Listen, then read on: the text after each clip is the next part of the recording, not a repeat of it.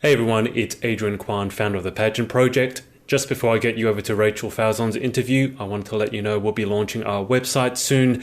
And if you'd like to get 20% off your first coaching session, sign up to the email list over there. And without further ado, here's Rachel's interview. I'm Rachel Falzon and I'm competing in Miss Global Australia, and this is my interview with the Pageant Project.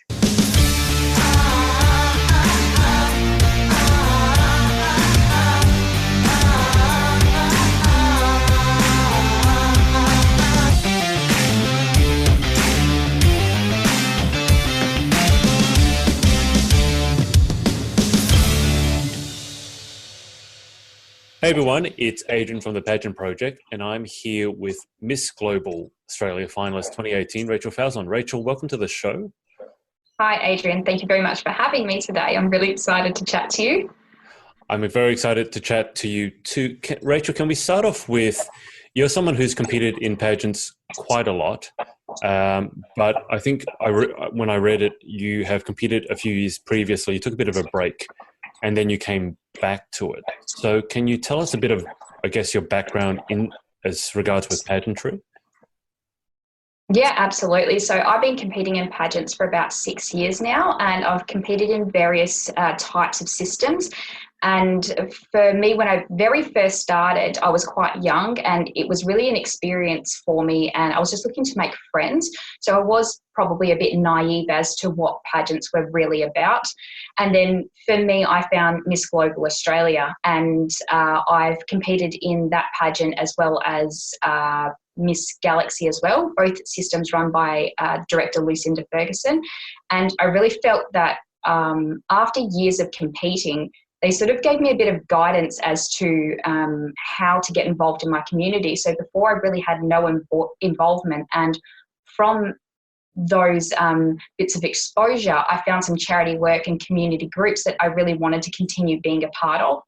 And for me, I as you said, I did take a bit of time off. So for me, what I'd been doing is competing in these pageants, and obviously I've been doing better every year I competed. So I just wanted to take some time off and regroup for myself, and actually spend a bit of time outside of pageant world continuing to work on any personal achievements I wanted to accomplish. So this year when I've come in, I didn't want to enter just any pageant. I did a bit of research to find the one that I felt closest to, which has been Miss Global Australia. So as we've been discussing earlier, Miss Global Australia is really a pageant about women empowerment, and it has a really strong message. And for me, that's extremely important.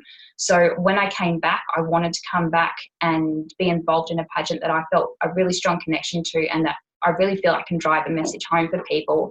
And hopefully my ultimate goal from doing this again is being able to be a bit of an inspiration, if I can, to others, the same way I've looked back on the other girls who have been involved in this particular pageant. So what was it about Miss Global in particular that, I mean, you said you came back and you picked Miss Global as the one that you wanted to dedicate your attention to. So what was it about Miss Global Australia that made you go, okay, that's the one that I want to dedicate my time to? Yeah, so it was the one I felt most comfortable in out of all the pageants originally. So I experienced it once, and I just felt the vibe for me personally was a lot more attuned to my personal goals. So at the time, Heidi was actually the reigning queen, and I really looked up to her. So she was someone that I thought didn't, to me, fit that normal stereotype of pageant system. She was quite inspirational in that the work she did for Oxfam, I believe she was working with, she was organising these very elaborate events, and she had the ability through Global to pick a charity that was close to her heart. So with some systems, they do assign a particular charity you work with, and I liked that freedom where I could say, this is what's important to me, and this is the message I want to communicate, and that's what I find I get out of Global. Sure. And on that subject, what is your charity of choice? What is your cause of choice? Yeah, so this year I've decided to work with Make-A-Wish Australia, and I'm really excited to do it because a few things sort of fell into place when I came across Make-A-Wish Australia. So when I was younger, I actually spent a few weeks in PMH, and when I was in there, I was quite ill. I was sick every day and I was collapsing and fainting, and I've always had this very distinct memory of this lady coming around with this helium sort of aluminium Minnie Mouse balloon that I was so excited about. And I just remember my mum looking at me and I just like lit up.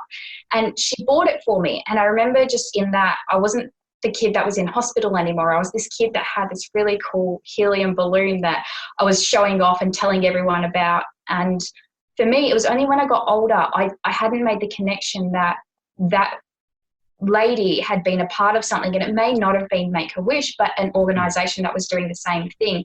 So when I came across them, it sort of, I realised this is what these people are doing. So I've signed up to be a Make-A-Wish volunteer, and I want to be able to do that for someone else. And these are kids as well for Make-A-Wish that have life-threatening illnesses. You know, I was just an ill child at the time. It wasn't life-threatening, but I remember the impact it had on me walking around the hospital quite happy. And so I'm dedicating a lot of time to trying to support them now. And I've actually just finished hosting my own fundraiser for them too, which was really successful. So I'm quite proud of that. And Rach, just a quick question. What is PMH? Princess Margaret Hospital, for those who aren't in WA. And PMH has actually only just recently closed down and reopens under a new name. Okay. All right. Just wanted to chuck that in there. So your fundraiser, tell us how that went. Yeah, it was absolutely fantastic. So this is the second fundraiser I've held for Make-A-Wish. So about 2 years ago, I held a quiz night and that was really successful. So I wanted to go along the same lines again this year. So this year I was a bit more strategic in my planning to make sure we could raise as much as we could. So I went for a games night, which I held at my house. And we had people come and attend, pay tickets to attend, and we also hosted raffles. So I was really excited that everyone's been getting on board with it. And I've got a current raffle going on at the moment too, which my work have also got involved in. And just from a day of advertising at work, I've already raised a couple $100 just by them. So they've been very supportive in what I'm trying to achieve. But the night went off fantastically. I'm extremely competitive. I'm just going to say I won a round of Uno, just putting it out there. I can't help myself. Uno, and we played Pictionary as well, and it was fantastic. It was a really good laugh for everyone, but also just my friends and family. I'm really appreciative of them because they continually support me and get involved in this as well. So it was a really great experience for everyone. Okay, I have to interject with the Uno and the Pictionary, and I've been checking out your social media, and you seem to, in 2 posts, have mentioned bouncy castles. So oh my God. Are you really just a giant kid at heart? Because, I mean, otherwise you wouldn't love these sorts of things. You've absolutely sprung me. So I'm definitely the biggest kid you will ever find. So I've also got the Nintendo 64 set up at my house. That's what you're playing Mario Kart and Donkey Kong in my spare time. That is ancient. That's 10, 15 years old? Ancient. No, I'm not saying you are, but I feel like I just became ancient. No, it's definitely from my era as a kid. And I think I'm in that niche now where I say, in my day, this is what games were like, and I just love it. Do you remember what a tape is? A tape. Yes, I do. And winding them back and the beautiful coloured rainbow you get and the beautiful noise at the end of videos. Yeah, that was fantastic. Do you remember how to actually use one of those phones?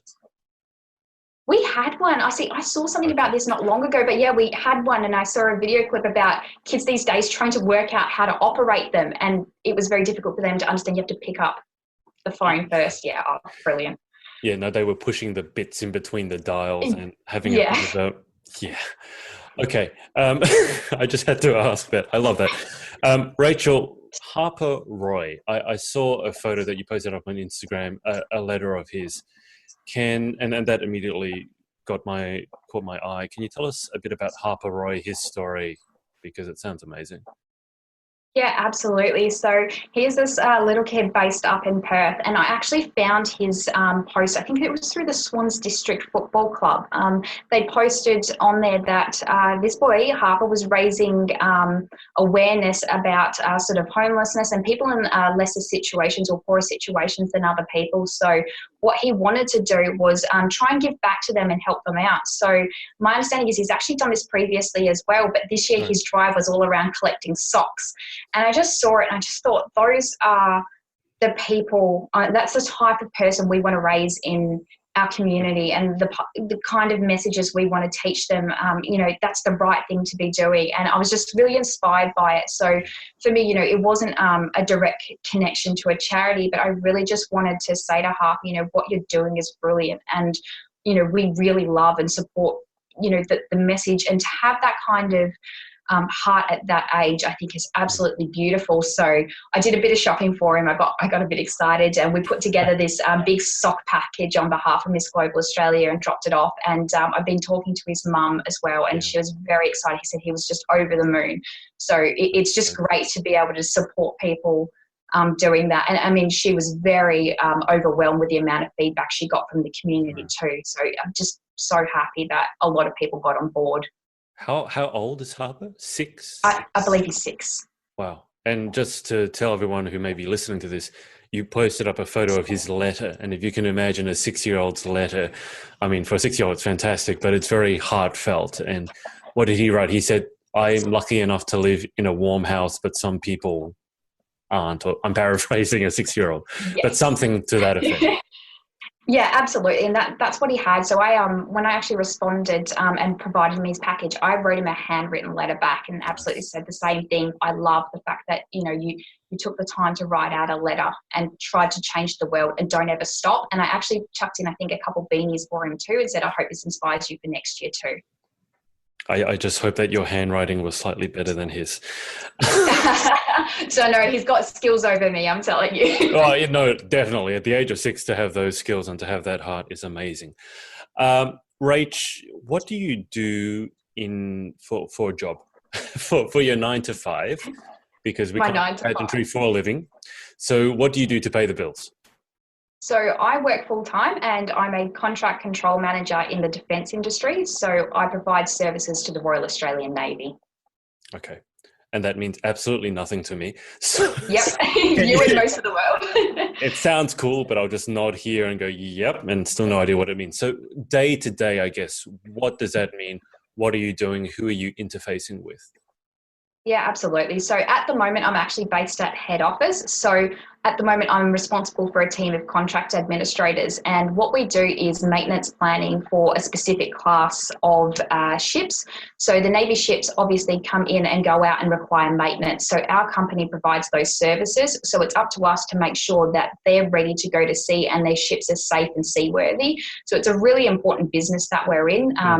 The teams on the ships are relying on us to conduct our jobs, so they know when they go out to sea that they're going to be safe and making sure they come home safely. So it's a fantastic job, and day to day at head office now, I'm a little bit more removed from them. So I do a lot of compliance work, but at end of last year, I spent 6 months on the ground at one of the naval bases delivering one of the ships. And it was a fantastic experience. So we work with the ship crew directly, and we also have a management office which work with what we call the Anzac SPO, which is a Commonwealth of Australia sort of authority body. It's a really exciting industry to be a part of. And how did you get involved in that? Because that's not, and I told you this before we started recording, that's not a typical sort of girly girl industry to get into, or occupation to get into. So how did you end up where you are now? So it was a bit of a long journey for me. So I was lucky enough to join UGL Rail as a project coordinator about 4 years ago. And from there, I've gradually worked my way up through the company. So I'm very lucky that I'm working in a company that affords me opportunities that perhaps not everyone today gets the chance to be engaged in. And from being a project coordinator, I was granted an acting project manager role in the rail industry. Mm-hmm. And at the time, the defence contract had opened up. So I transferred through, and I did the same sort of thing. I worked my way up through the commercial admin department before becoming a contract manager. And again, as I said, I am a very competitive person, but I'm a very driven person, and I'm very dedicated to making sure that people are awarded roles based on merit and dedication. So for me, I'm always in my workplace trying to give 120%. And I'm sure the people who tell you, the people that I work with will tell you that I'm probably quite a strong person to be working with, but I'm absolutely dedicated to the company. But I've also got that side mission where I'm trying to change the senior management's perceptions on women's roles in the workplace. And UGL, which is part of the CIMIC group, also have Winter, which is a women in non-traditional roles group, which I actively participate in. So it started out as an online type forum for women to sort of discuss the challenges they were experiencing. And it's growing into this bigger community now. And I think, even as I was saying before, that UGL is supporting me, and NSM, sorry, I'm part of a joint venture, NSM is supporting me. Even as they've been made aware of my Miss Global Australia goals, they've been really, really fantastic. So they've put something in the company newsletter to help support me, and they're looking at actually sponsoring me. So I think you need to find the right companies and then drive to make the changes you want to see. This idea of women in non-traditional roles is fascinating to me. Just out of interest, what are considered non-traditional roles now? So for me, the way I see it is basically senior level positions. So senior management and executive level, and then in industries such as defence and the mining sectors. So personally for me, I quite look up to Elizabeth Gaines, was recently appointed a CEO role with FMG. And that for me is just a fantastic milestone in this movement we're trying to see, where, we're trying to drive people not to see women as ineligible for these roles. I think it just means that men traditionally give off this vibe, I guess, that perhaps they're going to perform well or they're stronger. And what I want to change is that women can deliver these roles. We can absolutely do the same, if not better in some circumstances. And it's the same, keeping that equal opportunity. Why do you think, I guess we're basically talking about the glass ceiling here, which from experience, I know a lot of people don't believe exists, but it certainly does. Why do you think that glass ceiling exists, and what can we do to help get more women into those senior management positions? Well, a big thing for me is that society tends to work towards band-aiding situations. So for me, I didn't even realise there was this glass ceiling until I entered the workplace. And then all of a sudden, it's this battle from the get-go. I think really what we need to be doing is educating our younger generations. So I never felt this way during schooling, and I think we really need to be sending the message to our children at an earlier age and trying to get them to understand what we're working with. But at the moment, giving women these opportunities, so you do see these days advertised, companies have the ability to recruit with an influence over gender as well, which helps get women into these roles. And that helps break down that barrier, I think, because the more people that see women achieving in these roles, the more likely people are to change their view on it. And it is a very long battle. But for me, I think I've said these type of things before, but I want to make those changes now. So in your workplace, if you can keep driving your managers to see the input you're having, then I really hope future generations of women can come into the workplace and not have to go through the same battle that I have for the last 10 years. Okay. And when you talk about future generations, it's not like you're so old, right? So if there is a young woman or a woman of whatever age is in a workplace and is battling the sort of the patriarchy, the male hierarchy, they're not acknowledging her contribution for whatever reason. What advice would you have for someone like that? Because it's tough, because they're in your way, and they might be, maybe they're misogynist, but they're also your higher ups. So how do you deal with that? I think it's very difficult, and it's a very personal situation as well. So for me, I've been in those situations, so I've had to make hard decisions in the past. So I spent quite a number of years with one company, and I actually had the experience of the manager telling me, and this was the managing director, when I was applying for a senior role, that I would have to attend mine sites and it would get quite dirty.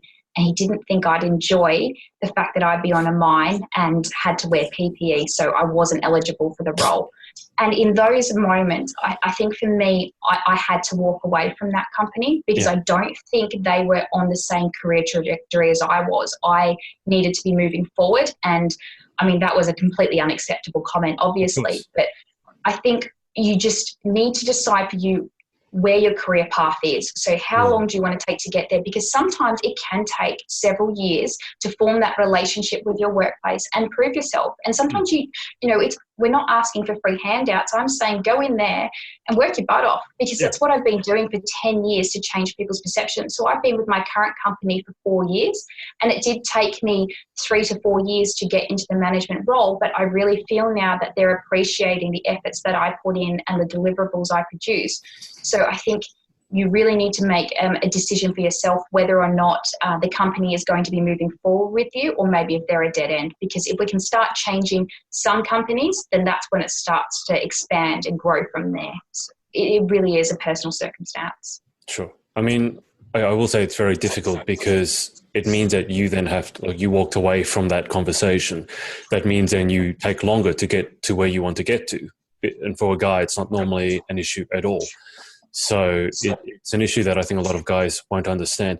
Rach, why did you become so interested in women's empowerment to begin with? Was this something that happened in school? Was it something that happened in university, or when you started your first job? How did you become so involved with it?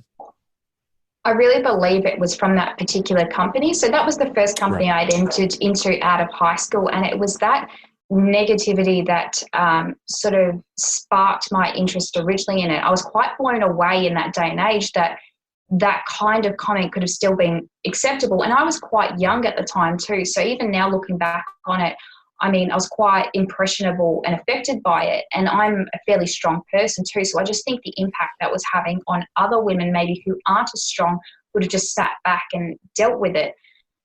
I had to sort of move on from there and go to another place. And I had a similar experience. And it was kind of in that when I went to the next place and I thought, how can this be happening again?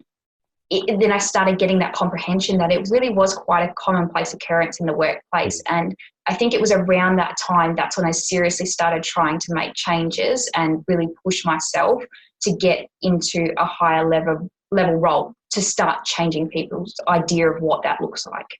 Sure. And obviously it's an ongoing battle. How do you feel that your pageantry fits into this whole sort of ongoing battle? So you're dealing with largely men who see women in a certain way, and you're competing in pageants, which I have to say from experience and interviewing other people, for some people doesn't help, because when they see you as a pageant girl, then their stereotypes are reinforced. So how do you see that your pageantry journey helps you empower women and helps you fight this battle? Yeah, so for this year, I've actually taken a completely different sort of approach to it. So in the past, I felt strongly the way you did that if I was going to be seen to be participating in a pageant, that was going to have a negative effect on my career, because it was perpetuating a stereotype that I was trying to help break down.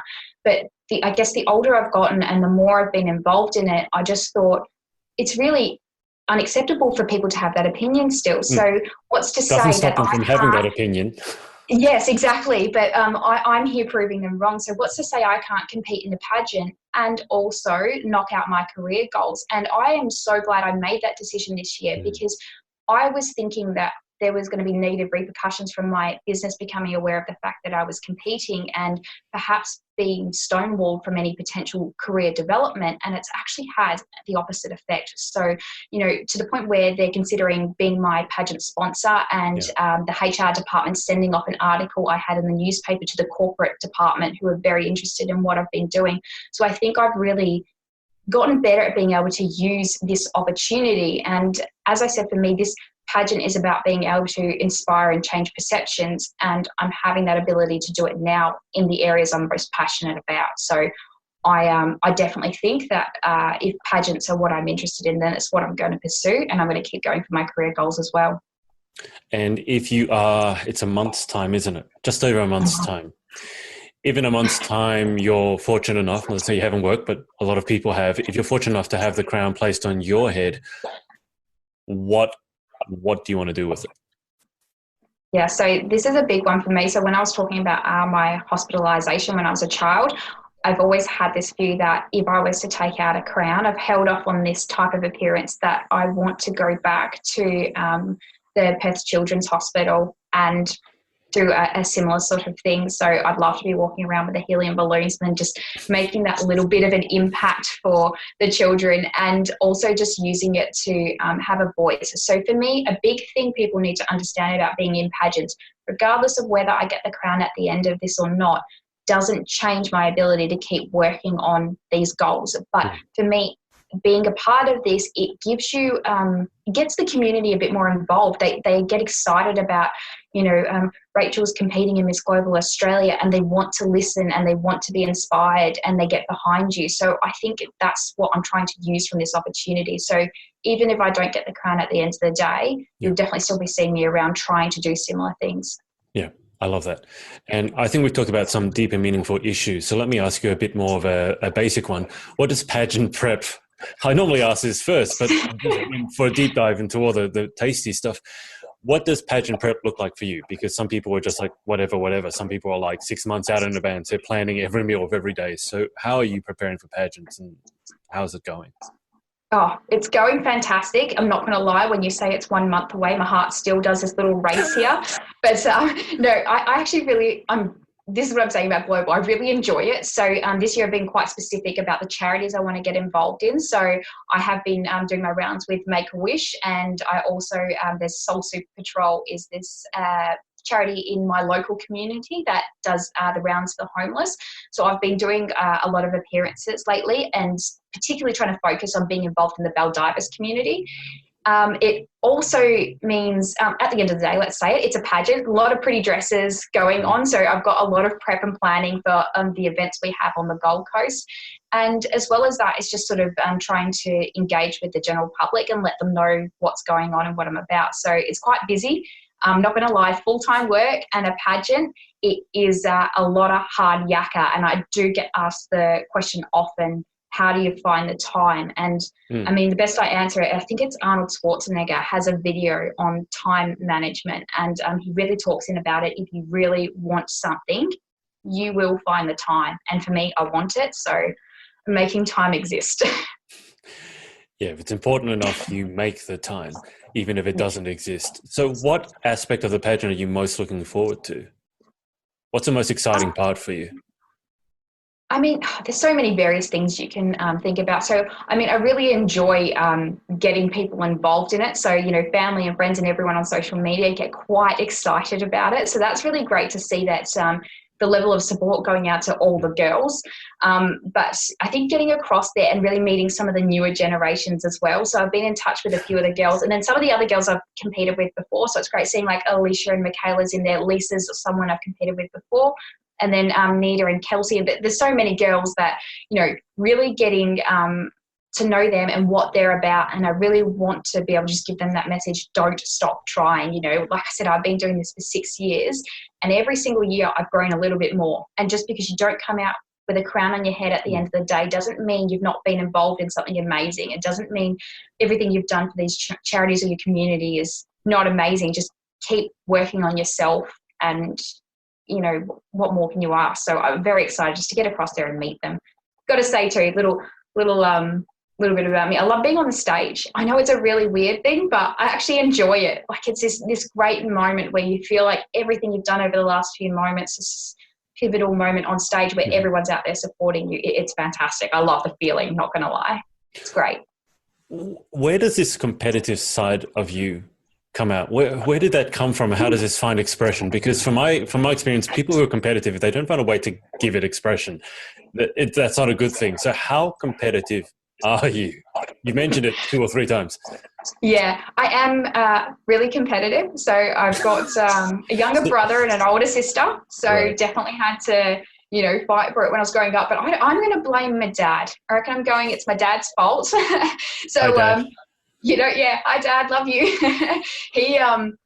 He is definitely, I don't know what it is. It's just, I need to be good at something. If you really enjoy something, you fight for it, you work on it, be the best you can be in that area. And I don't know, I just can't stop myself. So but are you like crazy levels of competitive? Because I remember watching an interview, someone I think it was Will Smith, talking about Michael Jordan, the basketball, and Michael Jordan, one of the most competitive people I think that's ever lived. And even when they go out to have a dinner, be like, okay, let's see who can finish their dinner first. Are you that level of competitive? That's brilliant. No, but I love those kind of people though, like good on them. But, I mean, obviously, within reason, but I definitely do enjoy winning. So I've hidden it, but there's a little teddy bear. So my poor partner hasn't realised yet. So my dad, when I say I blame him, he had two girls before he had a boy. So I think I grew up having a little bit more of the boy experience. I grew up on a farm and doing those boy things. And my poor partner took me to a carnival when we first met. And there was one of those shooting games where you knock off the blocks. Oh, I was just going to say, was it a shooting game? No, he was convinced he was going to win. And I beat him twice for the record, and I won myself my own teddy bear. So it's a very proud moment for me. And you keep the teddy bear because you're a supportive partner and you want to remind him how much you love him, or you just want to rub it in his face? And how competitive I am, yes. So I'm just reminding him that, women can do the things men can do, and sometimes we can do them a little bit better too. So that's a little bit of my competitive streak for you. This is not okay. Remind me not to get into a competition with you. Before we move to the close, what would you tell your 18-year-old self now? You're going to the competition. As we said, you had a bit of a break and you're going back into it again now. With hindsight, 2020 hindsight and the experiences that you've had, what's advice that you would give to your 18-year-old self? I think for me, I'd really want to just teach myself to learn what was important to me. So obviously when you're quite a bit younger, I think you look up to the girls in the competition, and particularly the older girls, and you want to emanate them and be like them and, fight for the same things they fight for. But it's taken me all these years to really understand what was driving me. And I think that's what's making the difference for me this year is I'm fighting for something that I'm passionate for. This is something I really want to have an impact on in the world. So, if I could go back then, I'd just say, what do you want? What do you want to change? And, maybe I could have been a bit further along than I am now, but I mean, it's all this growing journey that you go through being a part of this experience. So it would have been great to know then, but I've made it now. Yeah, absolutely. I mean, you can wish that you could go back and have the experience, but there's no substitute. Rachel, what are the social media details for people to follow your journey? Yep, absolutely. So if you want to jump onto Instagram, you can find me at Rachel Falzon _ and maybe we can drop the spelling in a little screenshot for you. I will put it below. Don't worry about that. There's been much harder many harder things to Rachel Falzon _ And if you like what I'm saying today as well, you can also jump on the Facebook page for Miss Global Australia, and they actually have a People's Choice voting page at the moment. So if you want to hop on there, find Rachel Falzon, give the photo a like, give the page a like, see what we're all about, if this is a message that means something to you, and hopefully I can make some changes in the world. Yeah, and just to clarify with that, you do need to like the Miss Global page as well. So if you just like Rachel's photo, then it doesn't, everything counts for something, but it doesn't count towards Rachel's campaign. Absolutely. Appreciated, but doesn't count. Okay. All right, Rachel. So we finish with the same 10 questions every time. So here we go. Number 1, what is your favorite word? Salt. I like salt. I put it on everything. You put me under pressure. I felt like it was like you must answer really quickly, and salt popped into my head. You're competitive. Deal with it. Number 2, what is your least favorite word?